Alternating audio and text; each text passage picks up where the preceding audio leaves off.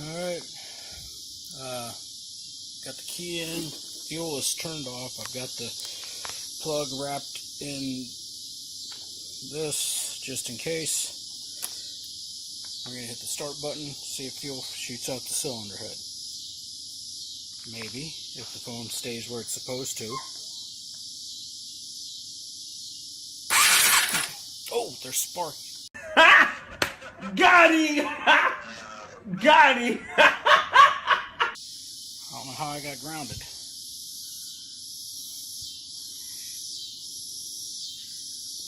But I didn't see fuel shoot out. I'm going to try this.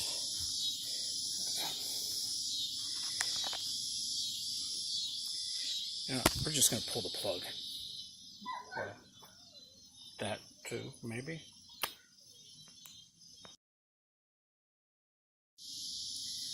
Okay, starting this video over because I just screwed up and hit the wrong button.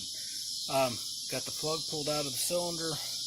I'm not going to put it in just yet. As you can see, that's a fresh, brand new plug. I'm going to make sure that no fuel comes out of the cylinder. The fuel is turned off. But we're going to see what happens, you know, this way.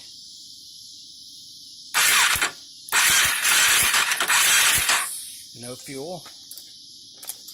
So I'm going to plug the plug back into the boot. And ground it right there.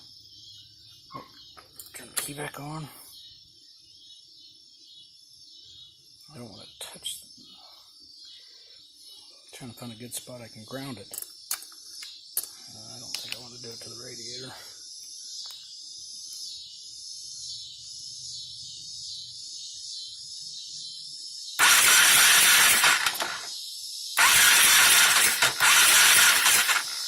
Well, there's spark. Day 4. Guys, I just want to say thanks for all the help to begin with. Since I've joined the group, you guys have been great, been helping me figure things out. Got the carb cleaned out, it's got new plug, new stator, new rectifier, new battery, new fuse, cleaned the carb, I think I said that already. In the past few days, I've been going nuts trying to figure out what's going on with my bike, especially after I did the test with the starter fluid. Well,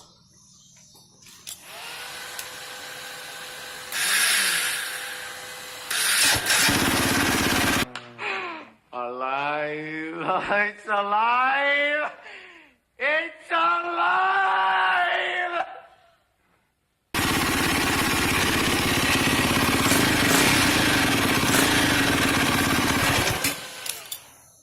she lives. I'm going to tell you, I found out what the problem was. It was a fuel issue. And I can admit that I was an idiot for not thinking about it, and it took a couple people to lead me to this discovery. After pulling the carb out and giving it a nice cleaning again today, my only other option was to possibly change the fuel. And you guys are going to laugh when I tell you what's going on, or what was going on. When I went to change the fuel, I figured it'd be easier just to drain using the hose. I was going to pull the hose out, drain into a bucket, and put fresh fuel in it. Well, I turned the petcock on, fuel flowed for a second, and then stopped. So I put the new gas in with the old gas, along with a bottle of rubbing alcohol, and she fired right up. She was too low on gas to run. Please tell me I'm not the only idiot that's done something like that.